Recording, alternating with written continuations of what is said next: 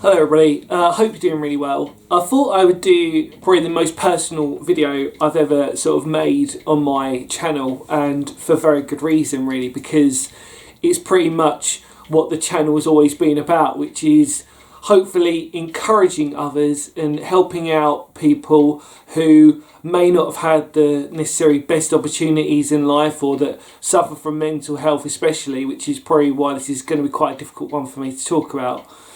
Now, previously, a long time ago, I've made a video called Living with Anxiety, and that was really sort of tough to do, but I sort of feel like this one's going to be even more tougher because it sort of goes a little bit more in detail into my own personal life and how, you know, everything sort of just affects it really. But, you know, there is always a positive note at the end of it, so all I'm asking is that for anybody who suffers from mental health, or who's got a passion for history or conservation or heritage, all that type of stuff, that you just watch this and hopefully, you know, if anything, if it helps one person out there, then that's really, that means the most to me on this channel, and especially for me making this video. And it is obviously because we've reached 1,000 subscribers that I just wanted to do something a little bit different and really just pour my heart out in a certain way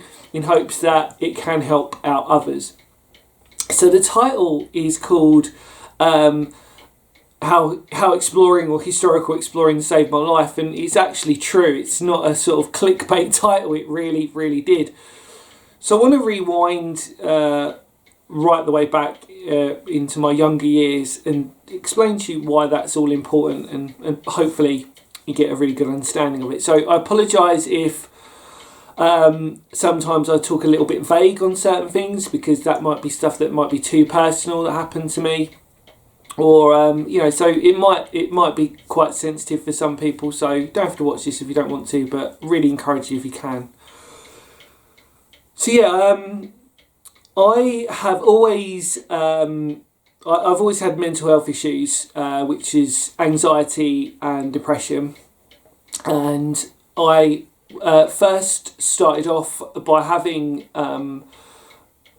anxiety, or early stages of what they call anxiety, which is sort of severe stress forms. So it's kind of like, and I was 10. So at the age of 10, I was displaying sort of symptoms of sort of severe stress, severe sort of worry, panic. I'd be getting really shaky. I'd be getting sweats. I couldn't, when we used to go out on these sort of school trips at primary school, I used to get really nervous. I'd go to the toilet a lot. It was just really, you know, you'd want to think you'd enjoy yourself when you go out onto these school trips, but for me they were like nightmare situations most of the time.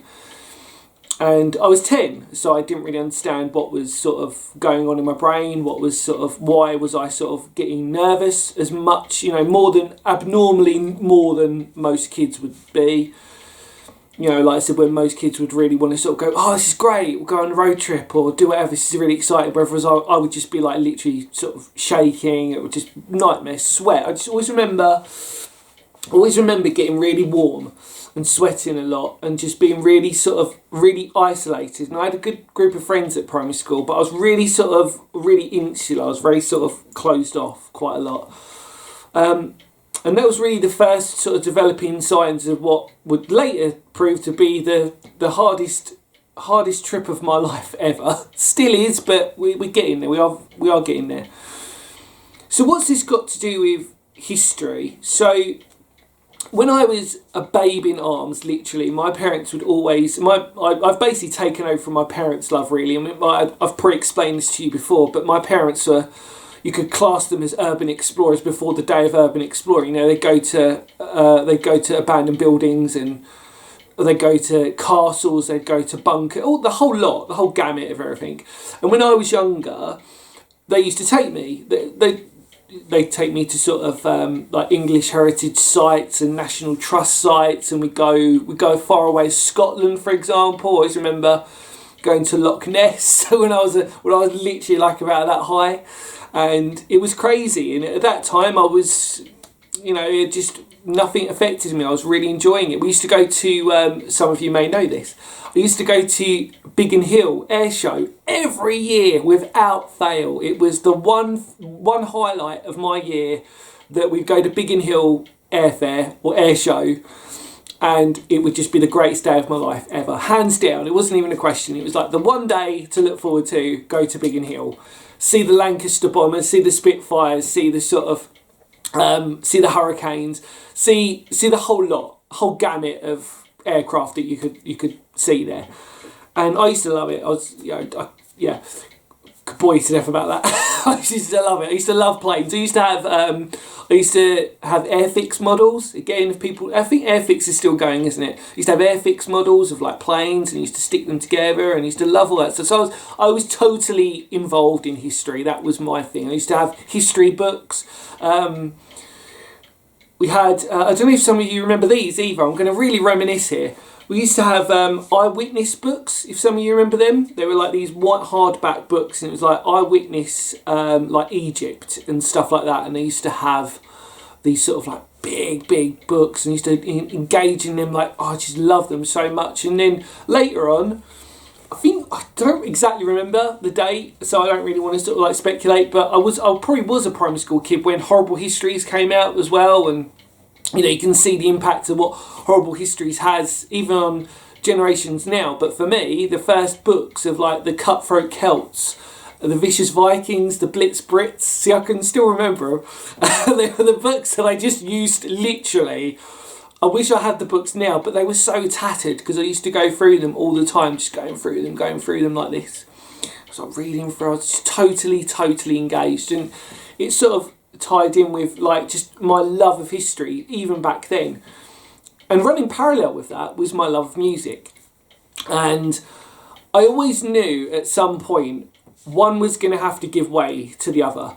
And the greatest thing that probably kept me going, and I probably owe most of my historical love even now to Time Team.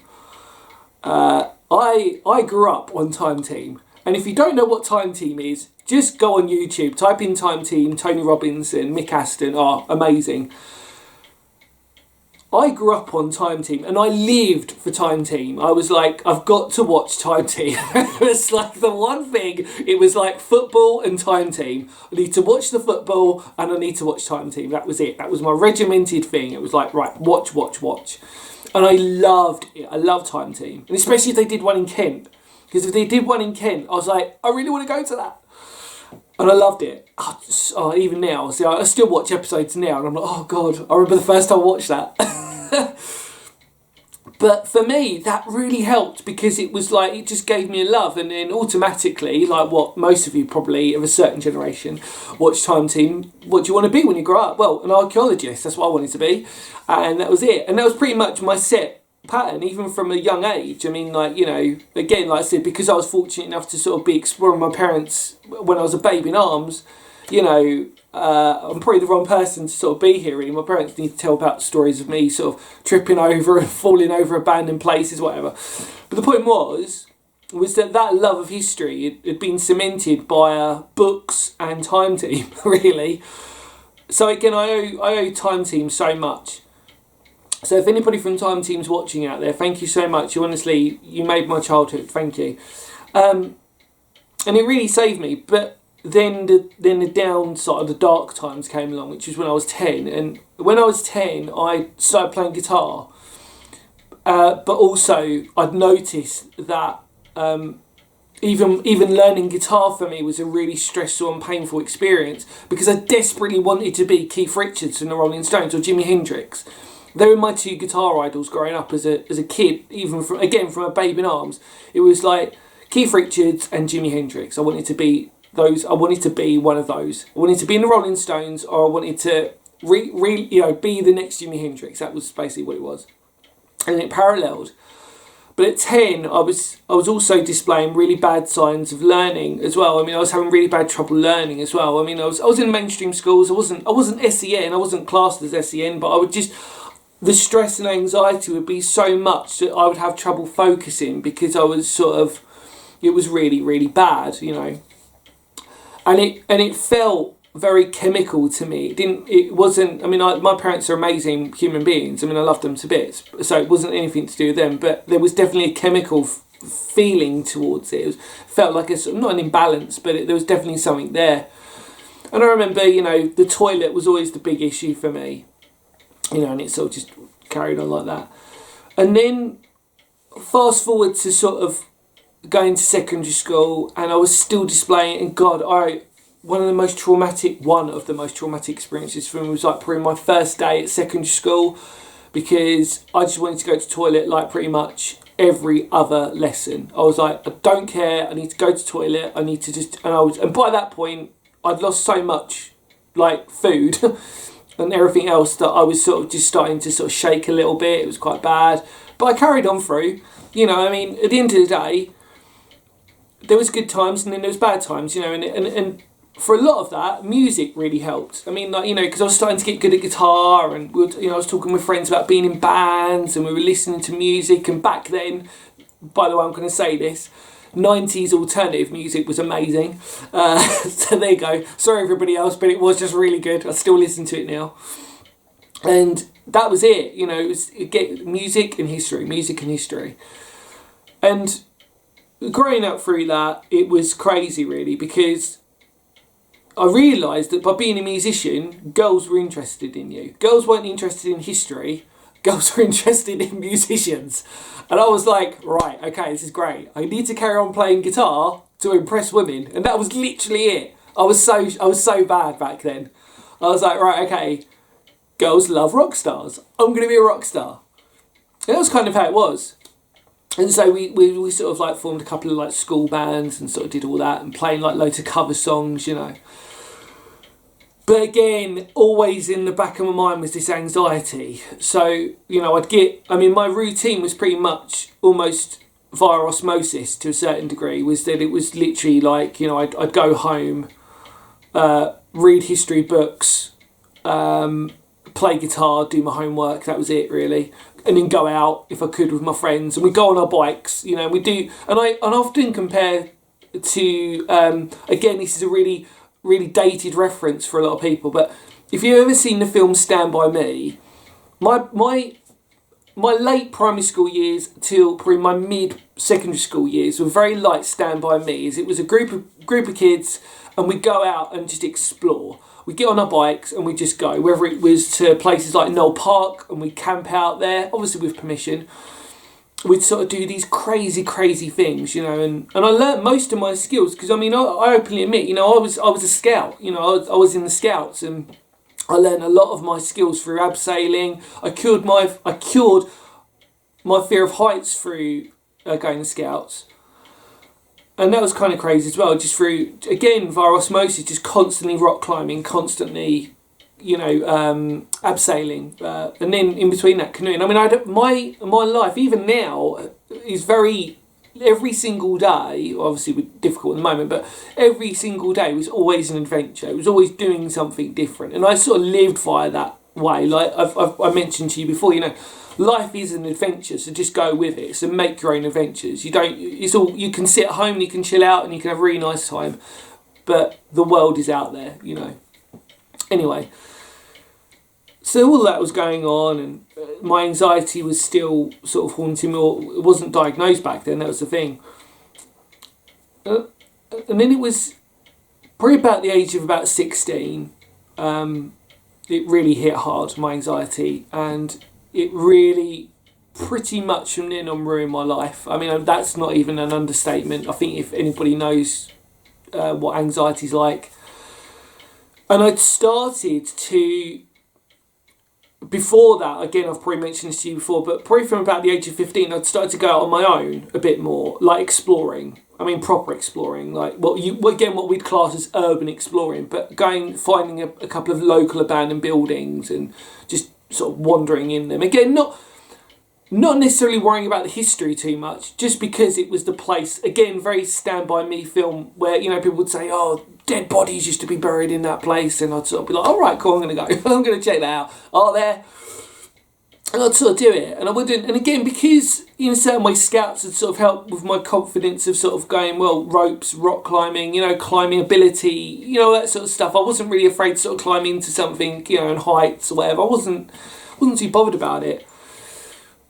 And because I'd always loved history, there was always people that I could always turn to, and it was mostly through friends of friends, or mostly older people, really, who would just be like, "Oh, you love history, don't you, Dad?" And I'd be like, "Yeah, cool. Oh, we do this." Do you know what I mean? And they'd sort of show me some really crazy stuff and old photos, and I'd be like, "Oh, that's great. I can do that." You know what I mean? And like we said before, when I was younger, I mean, the term urban exploring wasn't even around, and I still, even to this day, even though there's a part of me that is technically an urban explorer, I'm still more of history is really still always the main focus rather than the actual sort of thing. I mean, it's not primarily made up of abandoned buildings that I go into, it's other things that don't class as urban explorer, but you get that, right?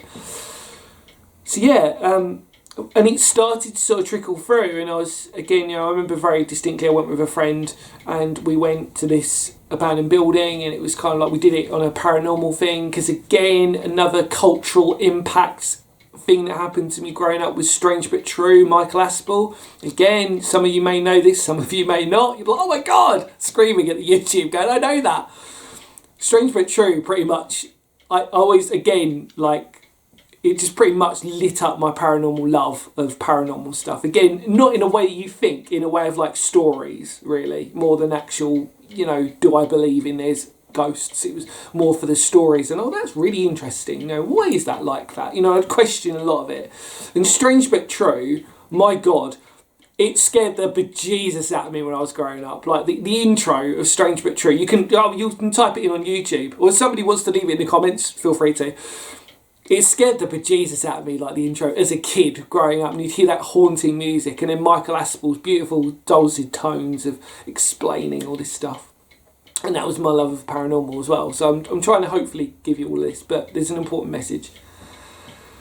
So 15, 16, started to explore, urban explore. Got very lucky with a few people who'd sort of show me around. Again, because the internet, you've got to understand, like, for most of us of a certain generation, we didn't have the internet. So all our knowledge came from books, or it came from people telling us where places were, but telling us in the fact of, well, we didn't have camcorders, we didn't have anything to record it. It was literally go there, find this, explore it, do whatever, in the hopes that you don't trash it. And that was, and it sort of just developed from there, really. And then what had happened was, at the age of 16, just after 16, the band that I was involved in sort of turned, I'd sort of say it was professional, really, because we did sort of make a living from it, or started to, and we were very, very young. Like I said, we were 16 years old, and again, that might be a separate video for another time about my actual music career and how that all sort of happened and everything else. But I was 16 when I was very young, and we just got, we were very hard working, all of us. We wanted to succeed, and again, that was something that sort of I will probably talk about at some other point. But music career, if you want to, if you want me to talk about it, feel free to write in the comments. But what had happened was, we were constantly gigging at that point. We were gigging everywhere. We were pretty much going on tours, really. They might as well have been tours, the amount of gigs that were happening. And again, we were 16. This is even back then, it was quite abnormal for 16-year-olds to sort of be doing that type of thing, really. But we just created such a good fan base, and because we'd had the means and accessibility to sort of go a little bit further out, we totally took advantage of it. And it kind of built up and built up and built up. But the problem was, again, in the background, what was building up was my anxiety. And at that point, I pretty much broke down. And I think it was at the age of about 17, when I had my first, it might have been between the ages of 16 and 17, I had my first ever sort of complete breakdown episode, when I had a panic attack. Now, for some of you, that might sound like quite a sort of contemporary word in terms of its overusage, I suppose, but it was, it changed my life to such a degree that even now I'm sort of bearing the scars of that. And there was again, I don't want to ruin it. There's things that I said I don't want to talk about, but there was also other things that happened to me at the age of 16 where if I told, some people know, but if they knew, it would be like, okay, right, let's, you know, how the hell are you still here? How the hell are you still, you know, whatever. But again, we don't want to go into that. The point was that my mid to late teens were probably the most traumatic time of my life. And yet again, the point, I was meant to be enjoying it. You know, we were going out doing these amazing gigs, playing to, like, literally, we were like, there was shows where we'd be selling out. They'd be like, oh my God, it's crazy. We're headlining, you know. By the age of like 17, 18, we were headlining. Always in the background, to get away from it, I'd go out and I'd explore. And that was how I got consistent with my exploring and my own sort of understanding of me. Getting on my bike or getting on the bus, getting on the train, because I didn't drive until, I think I was driving at the age of 18.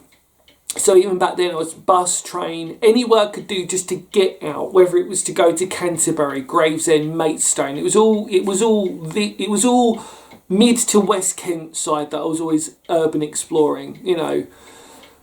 Sometimes I take photos and other times I didn't. In fact, actually, the cameras that we used to have, or that I used to have, were quite clunky and clicky, and it, I don't know, for me, it wasn't really my priority. My priority was just to get out, get away from music.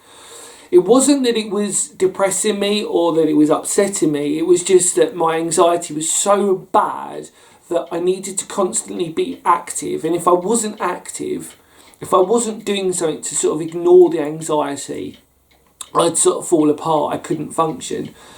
And a lot of the time, I'd be staying in my bedroom. You know, my bedroom was my safe haven. I couldn't move away from it. It was literally my prison, but a safe prison. But I always had to force myself to go out. And if I went exploring, it was the same routine for me. It was like, right, go. Where are the toilets? Like, I need to go to the toilet at least 3 or 4 times before I've even got on the train. When I go on the train, can I go on the train toilet? If I go on a bus, sometimes, and this is really hard to talk about actually, there was a couple of times where I'd got on the bus and I, instead of going to the place I needed to go to, I had to get off the bus about halfway through because I couldn't breathe. I needed to find a toilet. Sometimes it was traumatic because I always had to carry like a bog roll with me. And I still do now actually. It's kind of crazy. Like, I still always have toilet roll in the car or wherever. In my rucksack. Because it was just a phobia of mine for obvious reasons. Because I just couldn't function. My body was rejecting anything. And it would reject food even if it wasn't hungry. So it was bad.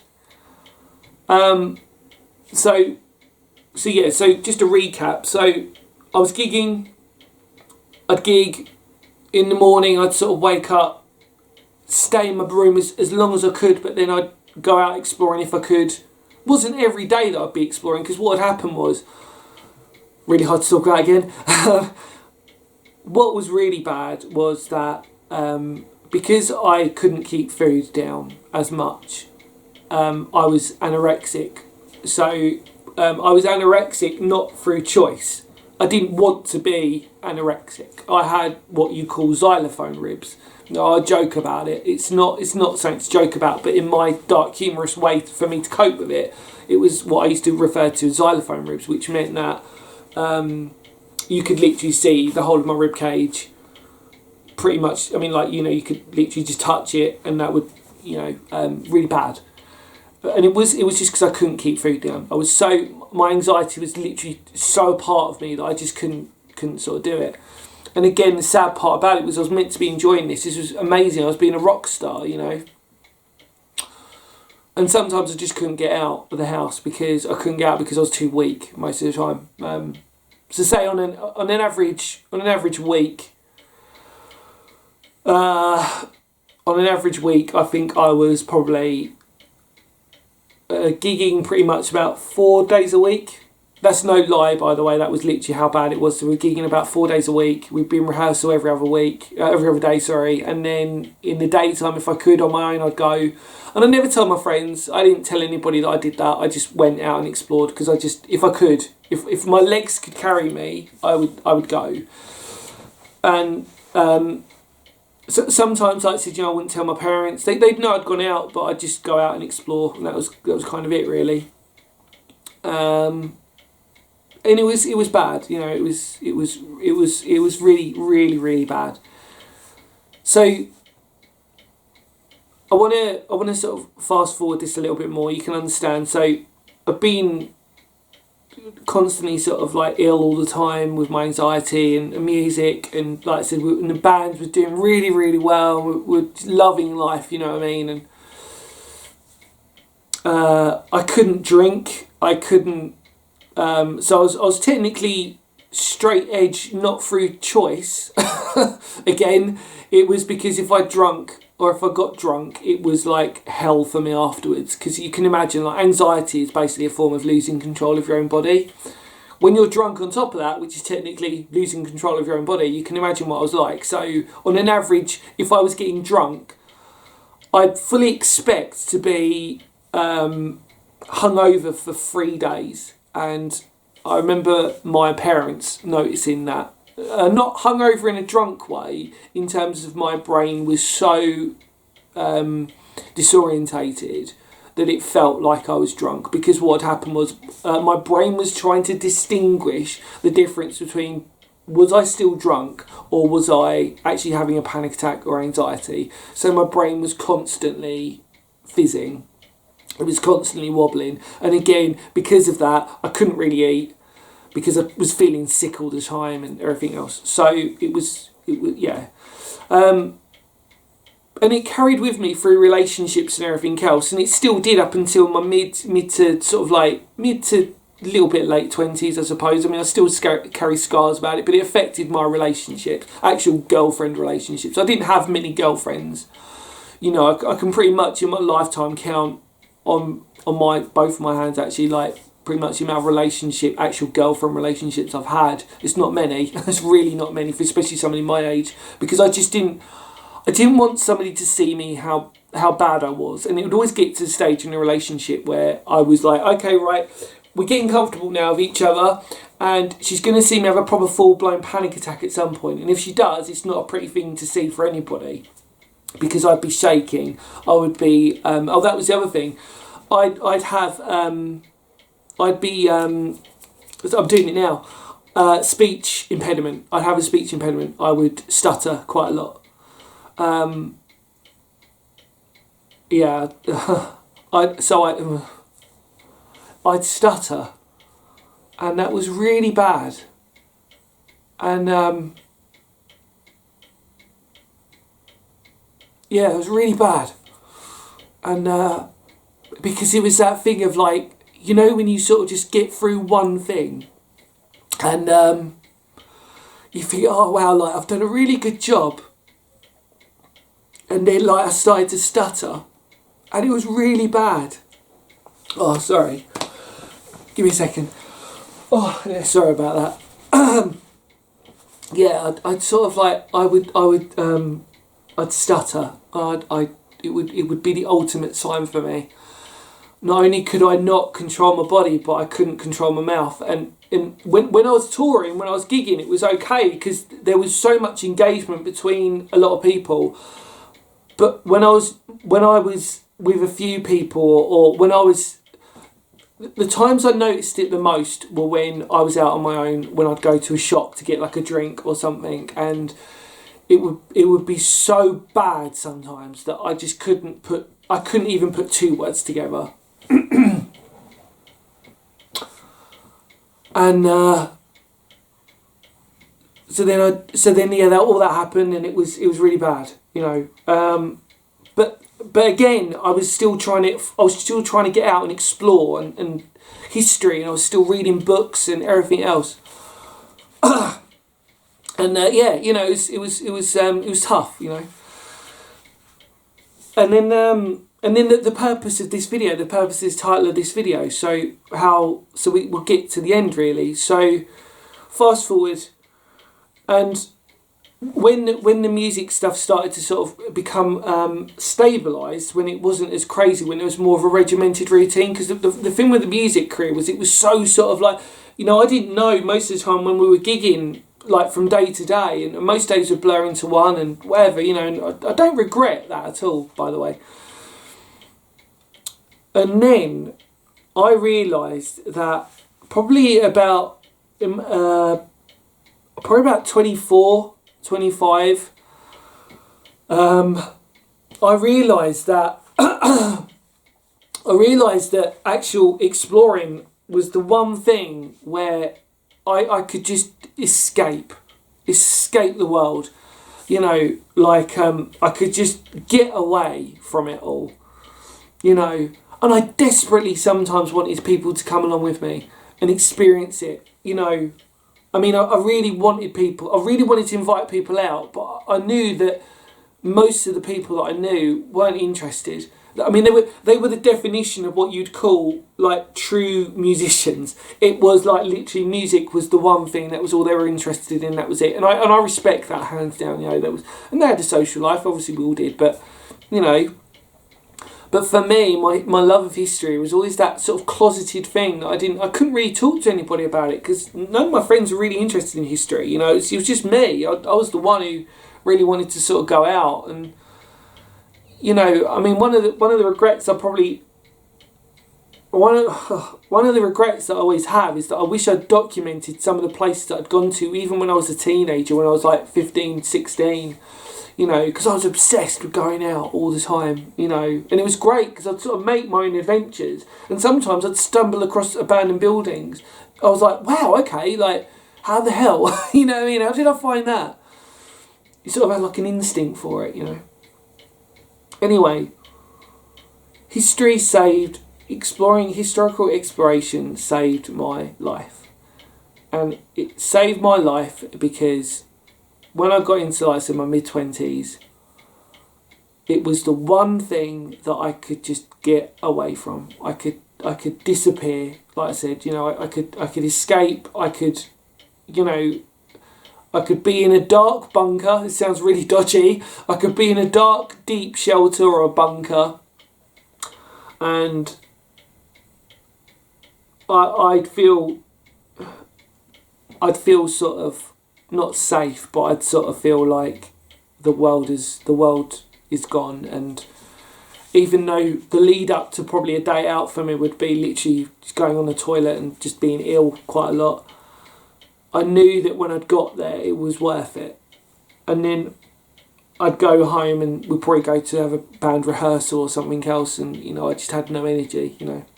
In fact, actually, it's really interesting. I looked back the other day at the really early music stuff, which on the YouTube channel, because that was really primarily what it was just me chucking loads of stuff out. Really, I didn't really, you know, again, I didn't have the equipment to record abandoned buildings or document stuff. I didn't have any editing software. I didn't really understand it. I still don't now. And yeah, it was. But I went, and that was the thing that I loved when I look back about myself. If you could look back, and what I loved about myself was that I didn't care about other people, about there being some sort of upmanship on people, or you know, competition about exploring places or all this stuff. There wasn't any of that, because I was just me. There wasn't any websites you could go on. There wasn't any of this sort of stuff, you know. And it was just me loving history and exploring and learning a lot about not only myself but about you know, what my limits were to a certain degree. Cave spiders, absolute limit. Don't like them. We know this. You know. But I sort of embraced it in a certain way, because I realised that cave spiders and heights, or you know, not height. Well, heights I'm okay with, but I mean, like, you know, rickety old buildings when you're going up a flight of stairs or climbing up a ladder like on a water tower. It's just not good. It's not a good idea. But all of that paled into comparison to what I was going through with my anxiety. Like, my anxiety was so bad that cave spiders, although I hated them, don't like them, it's nothing compared to what my anxiety was doing to destroy my body, really. So I just want to quickly rewind on that as well, actually. So what had happened was with my anxiety was I'm going to put this down. I got diagnosed with having what they call GAD, which is, they call it a generalised anxiety disorder, which for most people it doesn't sound too bad. But for me, what it was that I'd have constantly different changing symptoms of anxiety. So that would be, I'd have stomach cramps, I would have one day which would make me feel really sick, I'd have chest pain which would make me feel like my heart was coming out of my chest, I'd be constantly shaking, which means I was borderline on the verge of having a heart attack, and it was just constantly bad. So my brain was constantly tricking me.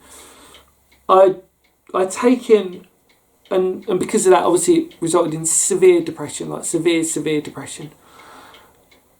Again, that might be something I'll talk about at some other point. But I took pills for probably about the age of 18. I think I started taking pills, but I stopped probably by the age of 20. Because I just wanted to try and combat it for myself. I don't take any medication now for any of that stuff. I'm perfectly, we'll come back to that at the end. But it all goes back to how historical exploration saved my life. Because if I didn't have that secondary passion, I can truly say to you probably, I don't think I'd be here. That sounds really quite a huge statement to make, but I don't think I'd be here, because if all you have in life is one singular passion, I believe, and that fails, or things go wrong, or you can't, or things fall, you don't have a backup, and we probably all have a secondary passion. We don't realise it, whether it's like cooking, whether it's like model making, I don't know, playing guitar. I mean, that could be your secondary passion, like playing the instrument. And for me, it was just history and historical exploration. And I really got to see like what the true meaning of what conservation meant and preservation. And I really got to see that firsthand because I was younger. When I was younger, I grew up onto that. And even when I was a babe in arms, I got to see the impact of why we need to preserve our historical places, or why abandoned places can have a second life, why we can do that. I saw it from a young age. I've seen changes. And so I grew up onto that, and it really gave me this secondary passion, and it started from being a tiny baby, my parents taking me out, to literal Time Team, to Horrible Histories books, to eyewitness books, to the accessibility of museums back then as well, and the sort of the almost one-to-one communication you'd have. Like, I mean, some of you probably know that these days, in my world, I feel that museums, for example, can be quite a sort of secular process or distant process for a lot of people. You'd walk into a museum and you almost want sometimes somebody to guide you around and show you around, Like what they do at Chislehurst Caves, You learn more about Chislehurst Caves because you've gone on that tour with someone and because there's been a guide, rather than if you just go down in Chislehurst Caves, you kind of... Yeah, you could learn about the history, but you're not going to learn about it as much as somebody telling you it, And I think that really makes a difference, And it saved my life, because I know that if I genuinely didn't have historical urban exploration to fall back on, and my passion for it, my passion for history to fall back on, I know that music alone was never going to fulfill everything I had because of my anxiety. I was very, very fortunate to live my life through music. I was very, very fortunate. I'm very grateful that I managed to play the instruments I had. Again, I was very passionate about it. Literally my life, probably a reason actually why I didn't have many girlfriends. Not only was it anxiety, but I was very I was like, music history. Like, it's like, that was it. Love, love, love, love. I'd spend hours at home just reading books and waiting for TV programmes to come on, and all this stuff. And then when I wasn't, I was playing guitar and I was listening intently to music, like literally listening to every minute detail in it. It was an obsession I had with music. But it was separated from this love of history, and that sometimes they'd be separate from one another, and then sometimes they'd intertwine. Like, for example, I remember we'd go out on gigs, and obviously you might have like about 2 or 3 hours before that gig, because you'd arrived early, to explore. So, I'm gone. I'm going to explore. I'm going on my own. I'm going to find a chicken shack or a KFC or something like that. I'm going to get some grub. I'm going to probably use their toilet, because that's just how I used to do things. Probably go into their toilet, eat, probably get rid of that food, so I'd probably go back into that toilet again, and then I'd start exploring the town that we ended up in, or whether it was like in, I don't know, Bath, Lincoln, I don't know, everywhere. I'd just go off on my own, and that'd be it. I'd be content, because it was perfect for me. It was my ultimate dream. It was like, right, I can go out in the day, explore some history, and then play an amazing show to X amount of people. Brilliant, job done. But there was always that crippling anxiety for me that there was times when I literally almost had to be propped up because I just didn't have any energy. So that was it. That's what's led up to Phoenix history being Phoenix history. It's what's led up to this incredible network and community that is all out there. It's through the passion of other people and everything else. But what I want to say, but more than anything else, is if you do have mental health or anxiety, you are not alone. I've been through it. I've got the scars, mental and literal, physical, to show. It's difficult. And I could say to anybody out there, go outside. Go for a walk. Just a walk. We can still do that in these times. We can still go for a little walk. Go. Because I guarantee, even just by getting a bit of fresh air and having a focus, it will help so much, because you'll feel like you've achieved something, And that was the one thing with my historical exploration that helped me save my life, was because I went with a purpose. I said, right, I'm going to that cave today, or I'm going to that abandoned asylum today, or that's my focus. And I learned very quickly that if I couldn't access that place, used to be really so devastated by it. I was like, at the end of the world, gruff, oh God, I've gone to this place and it's not open. Well, what am I going to do now? I've got this train to catch. I've got whatever. But it wasn't the end of the world, because the point was I'd managed to get out of my bed and I'd managed to go. And that was the most important thing for me. I'd got that secondary focus, because I could sit at home and play guitar all I wanted, but it wasn't gonna. I wasn't out. I was still in my room playing guitar. I wasn't escaping that environment. And I just say to people out there who have anxiety, like I said, you're not alone. There is an amazing group of people out there. And if there's anybody who genuinely suffers from it, or who's undergoing any form of absolute depression or whatever, there's always going to be people out there to help you out. And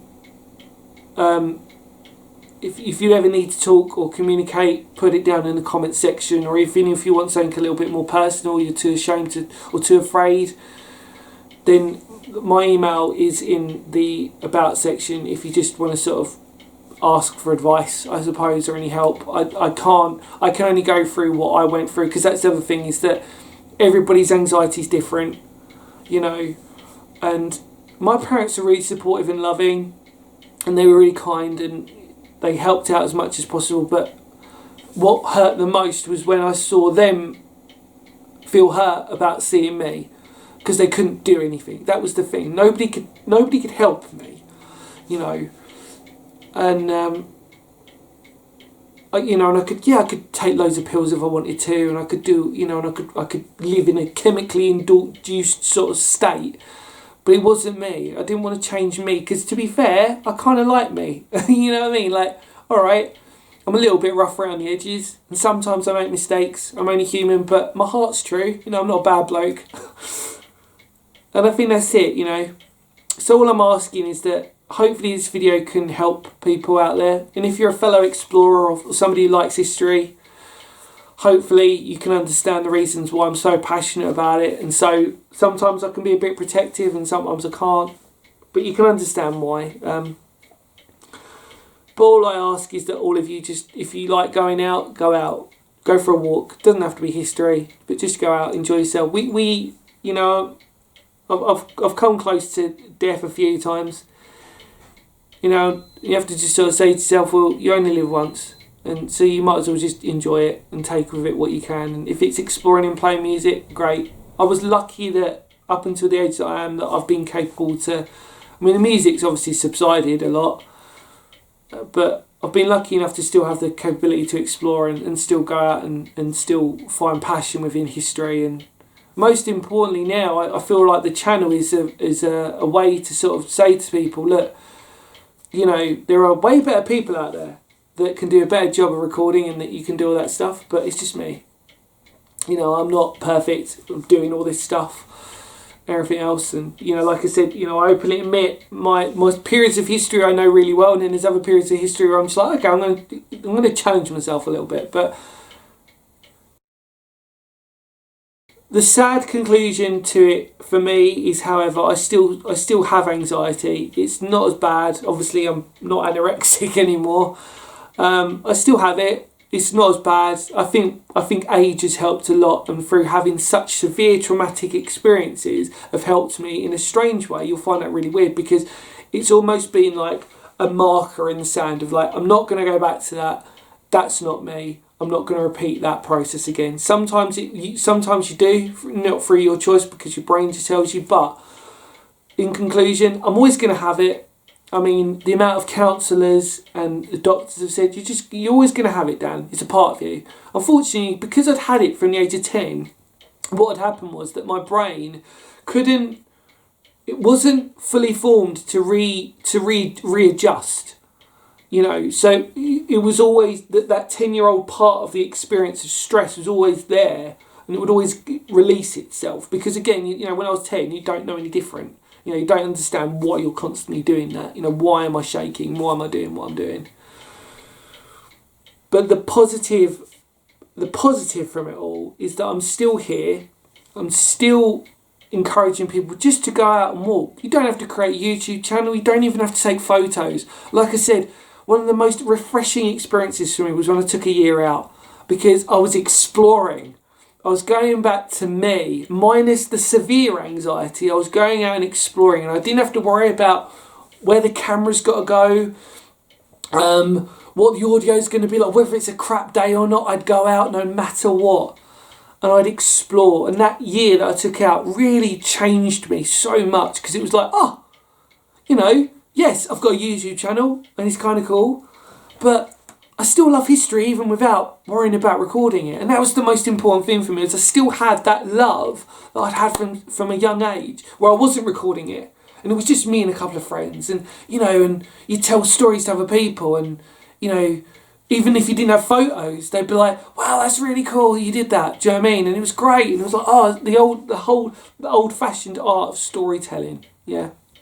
I'm going, well, I went to this abandoned building, and, you know, I fell, put my foot through the floor and stuff like this, and, you know, blah blah blah. And instead of having photos and camera stuff, I've got scars if you want to see them instead, you know, whatever. But yeah, you know, there is a serious message, like I said at the end of this, which is, please, if you do have mental health or anything else, you're not alone. Hopefully this channel is there to encourage you just to sort of just go out, explore. If you can, go for a walk, take your dog out. You're not alone. And it'll get better. Fresh air and a purpose to doing it. For me, like I said before, find a purpose to do it. Don't just go out and walk. You can do that. But try and make a focus of it. Make a milestone of it. Go, right, okay, well, I'm going to get to the end of the high street and back. And if I can do that, and if I can make it to the end of the high street and back, then I've achieved something. And that was my goal, and I focused on that. And then that's a positive thing you can take from that day. And it's the same thing that I think to myself with exploring, is that some of, again, fellow explorers will probably understand this, that sometimes the best explorers are the ones that go terribly wrong, or that you can't access it. Because I'm almost lucky sometimes that I don't access it, or that I can't get into it. Because by not getting into it, it means that they really want to keep on to it. So yeah, thank you so much for that. I'm going to have a coffee. Feel like I've sort of poured my heart out a little bit too much. I wasn't expecting to do that, but history did save my life. I still love music, but history really is exploring history has been the really big thing for me. And now more than ever that I've reached that milestone of 1,000 subscribers, I just want to say thank you so much. Hopefully that wasn't too traumatic for people, but anybody who does suffer from it or who goes through it, you're not alone. I'm going to put a link to the Living with Anxiety video down below, which will talk about exclusively, I think, probably more about my anxiety and how it affected relationships more than anything else. And that's it. I think we're done. Thank you so much for the 1,000 subscribers. Thank you for everybody's love, care and support. I'm sorry this wasn't the sort of like, yay everybody, let's be positive and great sort of thing, but it was something that I feel like that by having a platform I can hopefully help other people out, and that's really what I've always wanted, you know. And if it manages to change one person or make one person out there feel like they're not alone, or if it manages to encourage one other person just expand your boundaries of just exploring and just doing whatever, then I feel like I've done a good job. And for all you fellow musicians out there, keep rocking, yeah? Sounds such a dad thing there. Keep rocking, man. But you know what I mean, right? Keep playing. We're all going to get through this, like I said before. And thank you. Thank you for taking the time to watch this to the end. And stay safe, everybody. And yeah, thank you so much. Stay tuned and we'll go from there. Thank you. See you later. Bye.